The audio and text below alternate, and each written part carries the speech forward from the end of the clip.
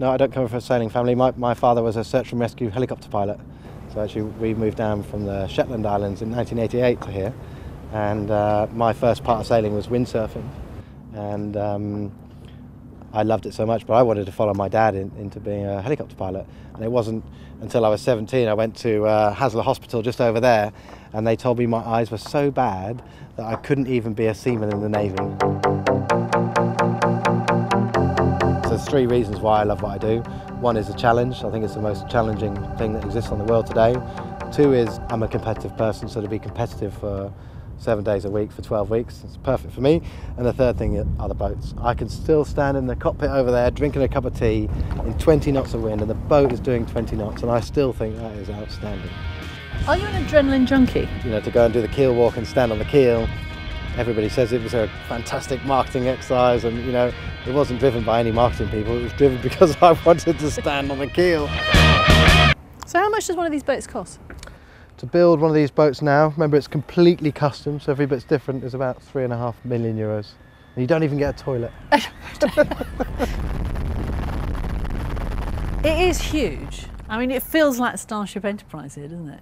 Yeah, it does a bit, but it feels nice and safe, and you know, you have to be safe. If you fall off one of these boats in a round the world race, you know, you're dead. So this is the chart table. It moves from side to side, so I can always keep my weight on the high side. And my computer to do all my navigation, my autopilot, my instruments, satellite phones, barometer, media system. And this is my alarm clock. So the maximum sleep in theory I could get on my alarm is 120 minutes. It's actually an egg timer. Yeah. And this is what wakes me up. Ooh, gosh, that's a bit violent, isn't it? I try to sleep for 20 to 40 minutes every 2.5 to 4 hours, but on the Vendée I set that alarm for 40 minutes. And I woke up after 5.5 hours, and that alarm had been going off for over 4 hours, and I still didn't wake up. There are only so many round-the-world races that you can do, and you seem to have done quite a few of them. Well, this Vendée Globe was my seventh attempt at a round-the-world race, so I've done quite a few of them.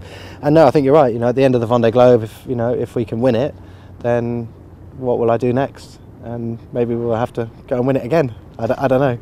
Maybe from a personal perspective, I love Gosport. You know, I've lived here for a long time now. What more could you want? We've got a great beach, a great sailing club, we've got great views down there. I know the traffic is a bit of a pain for everybody, but you know, for me it means there's less tourists around. So, you know, I just absolutely love it, and I hope I live here for the rest of my life.